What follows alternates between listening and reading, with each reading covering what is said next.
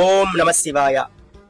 మిత్రులారా, శివాలయానికి వెళ్ళినప్పుడు పరమశివుణ్ణి దర్శించుకునే సమయంలో నేను చెప్పేటువంటి ఈ యొక్క మంత్రము మీరు పారాయణం చేయడం ద్వారా చాలా శక్తి వస్తుంది. సాక్షాత్తు నమకం అంటే రుద్రములో చెప్పిన మంత్రం మీ మంత్రము.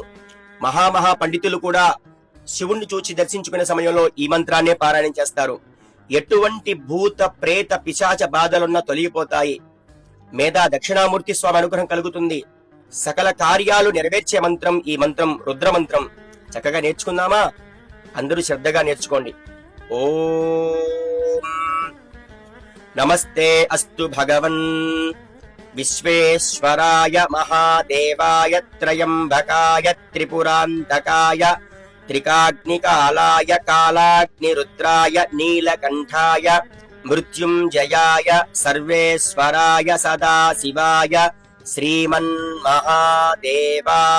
నమః. నమః పార్వతీపతయే. హర హర మహాదేవ శంభో శంకర. ఈ మంత్రాన్ని స్క్రీన్ షాట్ లో ఇస్తాను చూడండి.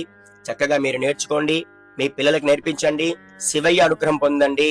ఈ వీడియోని అందరికీ షేర్ చేయాల్సింది కోరుకుంటున్నాము.